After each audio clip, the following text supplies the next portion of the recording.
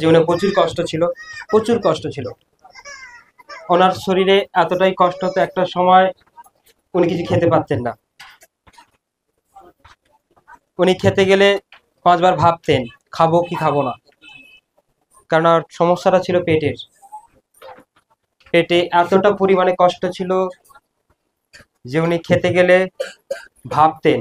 আর এটা 1 বছর 2 বছরের সমস্যা ছিল না ওনার জীবনে, ওনার জীবনে 12টা বছরের সমস্যা ছিল। এটা পেটের সমস্যা, উনি পেট নিয়ে ভুগেছেন।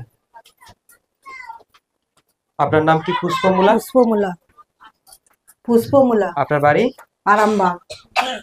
হুগলি আরামবাগ? হ্যাঁ। বলুন আপনার পেটে কি সমস্যা ছিল? আমার পেট সবসময় লঙ্কা মাটার মতন গুলগুল গুল করতো, মানে কোনো জিনিস খেলে মানে সবসময় ভাবতে হতো যে এই জিনিসটা খাবো, আবার যদি জ্বলে তাহলে তো আমি তো বিশাল কষ্ট পাবো, মানে এমন জ্বলতো, মানে সবসময় পেট ধরে ধরে আমাকে বসে থাকতে হতো। কোনো কাজ করতে গেলেও পেট ধরে থাকতে হতো, এমনিতেও সবসময় পেটটা যেন সবসময় আমি এমনি করে টিপে টিপে থাকতাম। আপনি কি কোনো ডাক্তারপাতি করেছেন? না, আমি কিছু করি না। আপনি কোন রকম ডাক্তারপাতি করতেন না?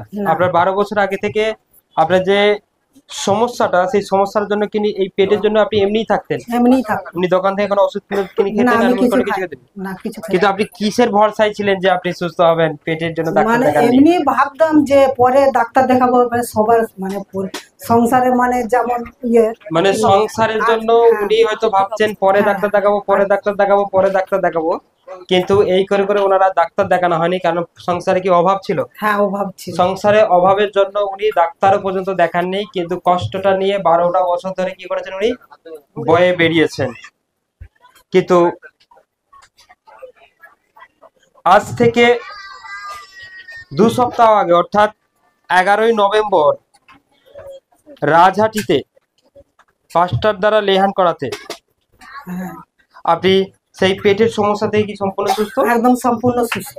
পেটের কোনো রকম গুলগুলানি, আর কিছু নেই। আপনি পেটের জন্য কি কি খাওয়া বন্ধ করেছিলেন? মানে অনেক মোটে ঝাল তো মোটেই খেতাম না, সবসময় মানে আঝালা খেতাম। এবার ছেলেরা বলতো মা তোমার জন্য আমরাও কি আঝালা খাবো? আমি যে দেখ আমি কাঁচা লঙ্কা এনে দিচ্ছি, তোরা খা, আমি কিন্তু পাচ্ছি নি তরকারি খেতে। আমাকে সবসময় আঝালাই খেতে, আমি কিছু কি করবো, আমার খেলেই যেন মনে হচ্ছে আরো পেট জ্বালা করছে। তাহলে পেট যদি ধরেই বসে থাকবো সারা জীবন, তাহলে আমি তোদের কাজটা কখন করবো আর খাওয়াবো কখন? ওই জন্য মানে খেতাম না, সবসময় তরকারিকে নিরামিষ মানে আঝালা আঝালা রান্না করতাম। মাংস করলেও আঝালা করতাম বা এমনি তরকারি মানে খুব কম ঝাল দিতেন, তাই নাকি? মানে ঝাল উনি খুব কম দিতেন যাতে উনি সেটা খেতে পারেন।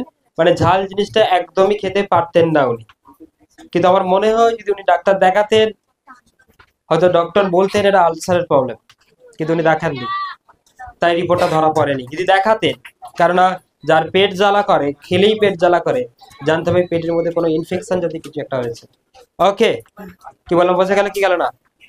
Hallelujah, praise the Lord. কিন্তু উনি 3 সপ্তাহ আগে, সরি 11ই নভেম্বর উনি লেহান করানোর পর, কিন্তু কিভাবে লেহান করা হয়েছিল না অ্যাকচুয়াল ওয়ার্ড বলা হয়েছিল? ওয়ার্ড বলা হয়েছিল যে কারো যদি পেটের কোনো সমস্যা থাকে, মানে পেটে হাত দিন, হাত দিয়ে মানে প্রার্থনা করুন। আমি তখন পেটে হাত দিয়ে প্রার্থনা করছিলাম। বলা হয়েছিল যে কারো পেটে যদি কোনো সমস্যা থাকে এই মুহূর্তে আপনি পেটে হাত দিন, এই মুহূর্তে পেট থেকে যে কোনো রোগ, যে কোনো কষ্ট যন্ত্রণা যিশু নামে আউট হয়ে যায়। পাস্টার দ্বারা এরকম ওয়ার্ড বলাতে তারপর থেকে কি আর পেটে কি হয়? আর যন্ত্রণাও নাই, জ্বালাও নাই, কিচ্ছু নেই। আপনি সবকিছু খেতে পাচ্ছেন? এখন সব খাচ্ছি। আঝালা খান না পুরো ঝাল দিয়ে খান? পুরো ঝাল। কালকে আমার ছেলে মাংস করেছিল, জোরসে তারিফ করো, হালেলুয়া, জোরসে হালেলুয়া, হালেলুয়া, হালেলুয়া। কারণ পরমেশ্বরই পারে আপনার পেটের যে কোনো সমস্যাকে তিনি দূর করতেন। আপনি ঈশ্বরের কাছে যুক্ত থাকুন, প্রার্থনা নিতে থাকুন, লাগাতার চার্চাদিন করুন, হতে পারে আপনার পেটের রোগ আজ চাঙ্গা হতে চলেছে।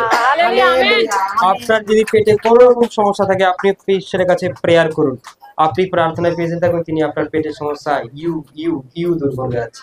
Hallelujah, thank you Jesus, praise the Lord, praise the Lord, thank you Jesus. আপনাদের কারো প্রতি যদি কোনো মূল্যবান কোনো সাক্ষী থাকে, অবশ্যই আপনারা সেই সাক্ষী লেখাতে পারেন, কেননা আপনার সাক্ষী আরো অনেক যারা অবিশ্বাসী তাদের মধ্যে বিশ্বাস এনে দেবে, এমন অনেক আত্মাকে জয় করবে যে হয়তো তারাও এমন কোনো কষ্টে, কোনো যন্ত্রণায় ভুগছে, হালেলুয়া। আপনি অবশ্যই আপনার সাক্ষীর জন্য অবশ্যই নাম লেখান।